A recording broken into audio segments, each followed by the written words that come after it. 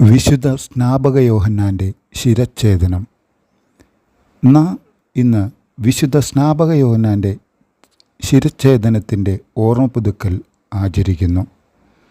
June 24 സ്നാപക യോഹന്നാൻ്റെ ജനന തിരുനാളും സഭ ആഘോഷിക്കുന്നുണ്ട്.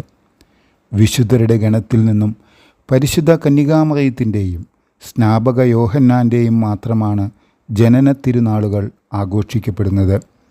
മറ്റെല്ലാ വിശുദ്ധരുടെയും മരണത്തിൻ്റെ ഓർമ്മ പുതുക്കുന്ന തിരുനാളുകളാണ് നാം ആഘോഷിക്കുന്നത്.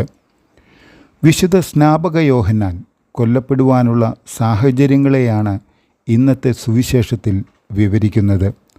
സ്വന്തം സഹോദരൻ്റെ ഭാര്യയായിരുന്ന ഹെറോദയായെ അവളുടെ ഭർത്താവ് ജീവിച്ചിരിക്കെ അന്യായമായി സ്വന്തമാക്കിയത് തെറ്റാണെന്ന് രാജാവിൻ്റെ മുഖത്ത് നോക്കി പറയുവാനുള്ള ധൈര്യം വിശുദ്ധ സ്നാപക യോഹന്നാൻ കാണിച്ചു.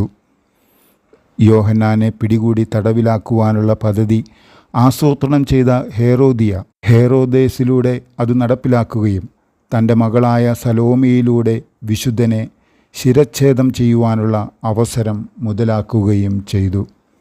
തിരുസഭയിൽ 4-ാം നൂറ്റാണ്ട് മുതൽ യേശുവിൻ്റെ പാതയൊരുക്കുവാൻ വന്നവൻ്റെ രക്തസാക്ഷിത്വത്തിൻ്റെ ഓർമ്മ പുതുക്കുന്ന പതിവ് ആരംഭിച്ചിരുന്നു.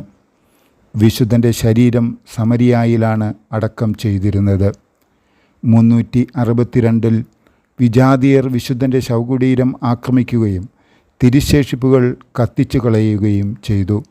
അതിൽ കുറച്ചു ഭാഗം മാത്രം അവിടുത്തെ സന്യാസിമാർക്ക് സംരക്ഷിക്കുവാൻ കഴിഞ്ഞുള്ളൂ. അവ പിന്നീട് അലക്സാണ്ട്രിയയിൽ വിശുദ്ധ അത്താനിയൂസിന് അയച്ചു കൊടുത്തു. വിശുദ്ധൻ്റെ ശിരസിനെ നിരവധി സ്ഥലങ്ങളിൽ ആദരിക്കുന്നുണ്ട്. ബ്രസ്ലാവുവിലുള്ള ഡൊമിനിക്കൻ ദൈവാലയങ്ങളിലും മറ്റനേകം ദൈവാലയങ്ങളിലും വിശുദ്ധ സ്നാപക യോഹന്നാൻ്റെ ശിരസിനെ ആദരിച്ചു വരുന്നു. യേശുവിന് വഴിയൊരുക്കുവാൻ വന്നവൻ യേശുവിനു വേണ്ടി തൻ്റെ ജീവൻ നൽകി. അവനെ തടവിലാക്കിയവൻ യേശുവിനെ നിരാകരിക്കുവാനല്ലായിരുന്നു അവനോട് ആവശ്യപ്പെട്ടത്, മറിച്ച് സത്യം പറയാതിരിക്കുവാനാണ്. എന്നാലും അവൻ സത്യം പറയുകയും യേശുവിനു വേണ്ടി മരണം വരിക്കുകയും ചെയ്തു.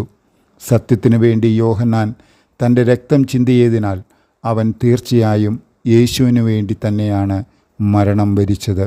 സഹനങ്ങളെ സന്തോഷപൂർവ്വം സ്വീകരിച്ച സ്നാപക യോഹന്നാൻ്റെ ശക്തിയും ഉന്നതിയും മഹത്തായിരുന്നു. സ്വർഗീയ സമാധാനത്തിൻ്റെ സ്വാതന്ത്ര്യത്തെക്കുറിച്ചാണ് അവൻ പ്രഘോഷിച്ചത്. എന്നിട്ടും അധർമ്മികൾ അവനെ ചങ്ങലക്കിട്ടു.